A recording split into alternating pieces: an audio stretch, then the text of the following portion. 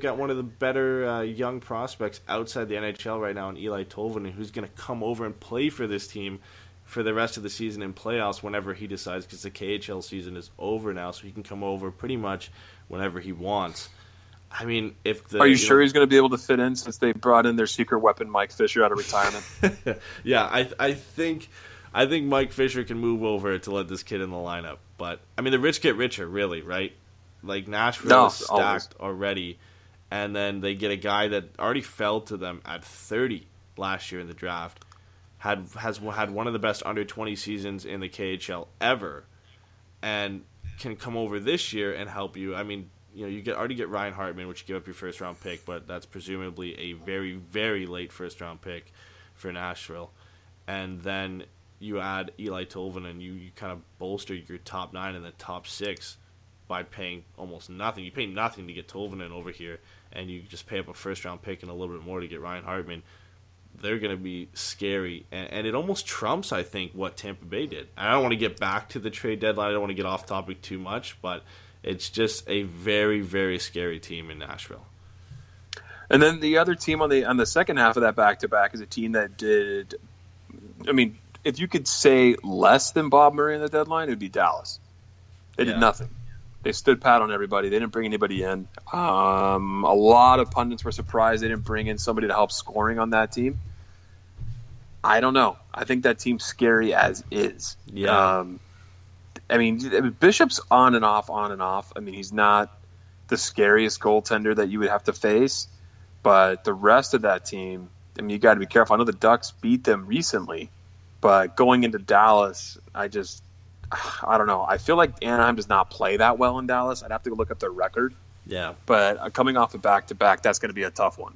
Yeah, and they're starting to play well this second half of the season. They were even playing well when the Ducks beat them 2-0 on the 21st of February, so that was a tough matchup anyway. And it was a game I don't know if the Ducks necessarily deserved to win other than Ryan Miller. I think they're outshot like 41-17 in that game.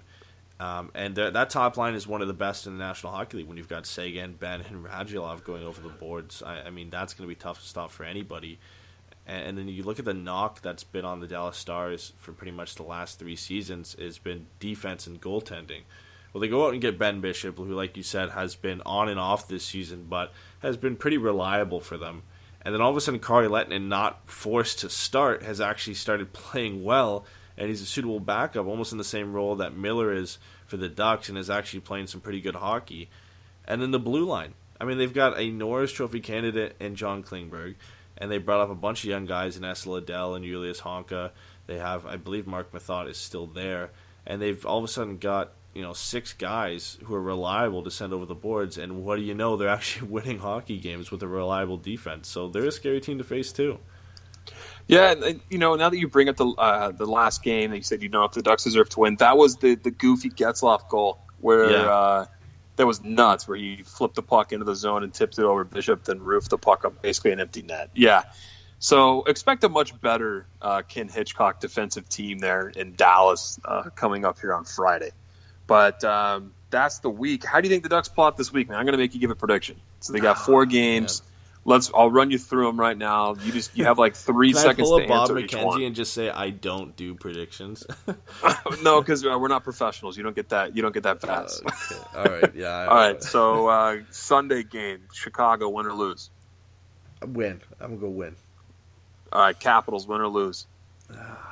This is a tough one because I'm feeling a little biased. And I think, it being at Honda Center, I'm going to go win. I don't even know if it's a back-to-back or not for Washington, which would help my opinion. But I'm going to say win. I think at Honda Center, it's a big advantage. Okay, got Nashville on the road. That's a loss. It's so hard to say win, man. I want it to be win. I want to say win. You got to take the beating on that one. You can't go 4-0. If I say win, I'm a homer, right? So barring a freak incident where Gibby gets hurt in these 3 games, he's going to be sitting Friday, and it's going to be Ryan Miller, right, against the Dallas Stars. How do the Ducks pull off a game there? You think they win or lose in Dallas? Worked out pretty well last time, but this is a tough one like the Washington one. I think just because that game against Nashville is going to be so grinding, pretty much unless you get blown out, it's going to be a really physical, tough, draining game. I'm I'm gonna go a loss, but I'm going. They're gonna grind it out overtime or a shootout. Oh, you're going win or Yeah. loss. Sorry, Well, you said loss. but getting a point at least. Okay, getting a point. So they finished 2-1-1 in their next 4 games, which is not bad. Okay, so we're not a complete homer podcast. We did not pick a 4-0 week, or Eddie didn't pick a 4-0 week. So that's good.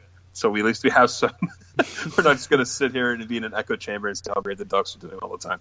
But this is a all Ducks podcast, so it makes sense to do that. But yeah, I can't see a win in Nashville. I just don't. That team is so good. Yeah. Can we just skip that game and go to Friday and play Dallas? That's what I'd like to do. Let's call the league and forfeit, and we'll go into the game against Dallas. So before we put a bow on this podcast, our inaugural episode for Forever Mighty, we got to talk about our leaderboard and a little bit more about what to expect from us this season. Do you want to go and explain the leaderboard and then go over our standings, or you don't have them ready yet? No, I don't have the standings ready, but I tweeted out earlier today that I will have the standings will be out every morning after the night of a game. So I should follow our Twitter account. My bad. Yeah. Yeah, come on. I mean, they all know, so you have to know. But I'm going to get into that, but I do want to say before we wrap this up, just because you can't see it, we do have some questions in the chat. So after this, we have a couple people who are actually able to get through the sign-in and come into the chat. So we'll answer those after, but I'll get into the 3 stars thing. So if you guys didn't see this earlier, we are doing a Forever Mighty 3 stars leaderboard inspired by the Ducks 3 stars leaderboard. It's so we're gonna have 3 questions or predictions before each game. 2 of them are always going to be the same. It's always predicting the Ducks' first goal and the final score. And the third one's going to change every game just to kind of mix things up. Today was how many penalties will the Ducks take. For the next game, it'll be something different. We were going to go with how many turnovers will BX have for this game. Of course, he got scratched, so that kind of scratched that idea. But, yeah, I mean, it's been good so far. We had a lot of you guys enter. I was a little surprised. I think we had over 20, maybe 25 people enter the first day. So we'll be back for the game against Chicago and then for the foreseeable games into the future leading into the playoffs. But how the leaderboard works in general is you'll accumulate 1 point for each correct prediction, no matter which one. Neither hold more value over the other. And at the end of the month, there will obviously be either somebody who's leading or tied or whatever, and we'll have our 3 stars essentially from our 3 stars leaderboard, and we'll have those 3 winners. And then we'll do that each month. And of course, now since the season is so close to ending, normally we'd have like a person at the end of the season who is the final leader. That's something we're kind of going to have to do at the beginning of next season when we can actually do it month by month by month and collectively keep going. And I think you had brought this up to me, but I think doing it month by month allows new people to get in, but then it also rewards the people who've been here longer for the final grand prize. If they're participating every night, they also get a chance to be the number one, the first star at the end of the year. Yeah, absolutely. And it'll be obviously a piece of signed Kings memorabilia. There'll be no Ducks memorabilia allowed for winners. No, I'm kidding. Yeah. We'll do something cool. Maybe some autograph stuff, maybe some Ducks, little things here and there we'll do. And then at the grand prize at the end, obviously, you and I, Eddie and I, will come up with something here to make it special for the people who were able to win the entire 8 or 9 month season there. Yeah. That'll be cool. So we're definitely looking forward to that next year. But we'll definitely have a prize at the end of this month too.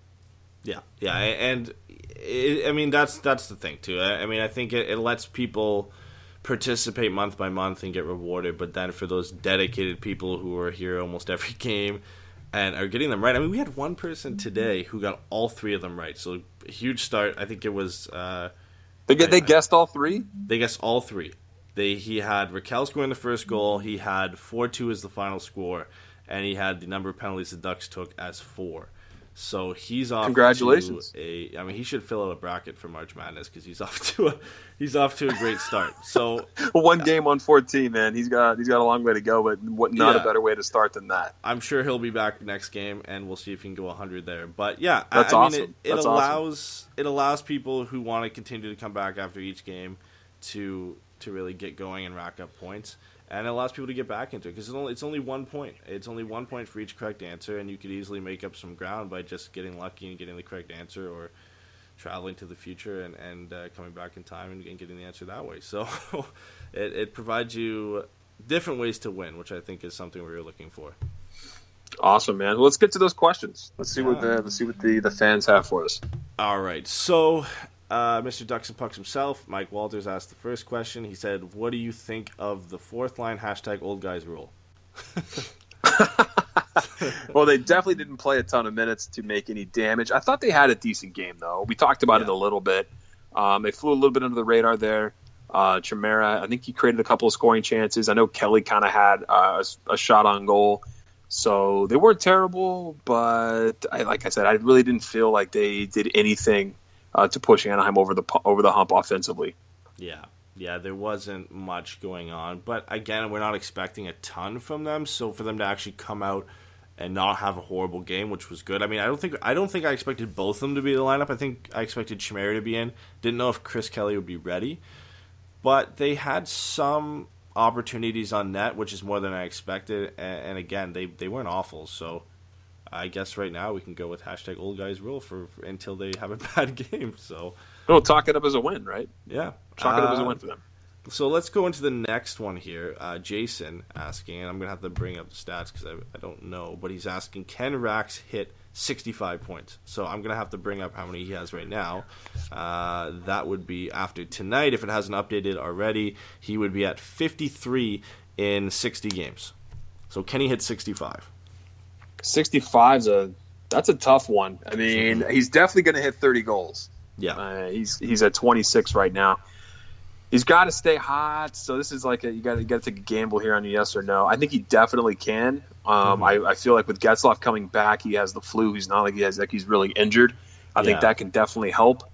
This team's in a playoff push. I don't see why he can't. I'm going to go ahead and say I say he hit 65 points plus. Yeah, so that is 12 points in the final 17 games. Yeah, why not? I think he can do it. I think so. And you know what they brought up as well? I saw a couple people bring it up on Twitter. They brought it up on the Ducks broadcast as well. Is what you look for in a prospect is every season they get better. Well, tonight Raquel has now passed his season high in points, or his career high, in points at 51. Now he's at 53. He had 51 in 71 games last year. Now he's got 53 so far in 60 games. And he's going to keep adding on to that as well and hitting on the question. You know, if he hits 65, he's jumped up into each different category, 30, 40, 50, and 60 after each season. So that's what you look for. And, I mean, he's been the Ducks' best player for the most part of the season. Absolutely. He, along with Getzlaf, have been – and you got to throw Henrique in there since he's been here. Yeah. Those three guys have been carrying this team offensively for sure. On the note of Henrique, what a pass for Cogliano's second breakaway of the game. Obviously, Cogliano didn't finish, but a nice little saucer stretch pass over everybody and keeping Cogliano on side. I mean, we've seen that from him a couple times this season. I had to, because I looked down for a second, and next thing I knew, I looked up and Cogliano was on a break. I'm like, how'd that happen? I rewinded for a second. But yeah, Henrique's been just unbelievable for the Ducks. He didn't have an amazing game today. His line kind of got chewed up a little bit 5-on-5. Mm-hmm. But he does all the little things. I mean, I know he kind of he turned the puck over, came back and picked the pocket. I think you made a GIF on that and put it up on Twitter. So he's a guy. He's one of the best two-way forwards I feel like that I've seen coming to Anaheim. Yeah. And we got another year of him. So I'm happy to have him on the team. All right, so let's keep chugging along here. Richard is asking. Well, he's not really asking, but he brings up a point. He says Troy Terry, I think, makes the roster next year. So based on that, really, do you think Troy Terry makes the roster next year? Because there have been some rumors that if he signs, he might come to the Ducks before the end of the season, obviously when his college season is over. I don't know. I want to get your opinion before I chime in on this.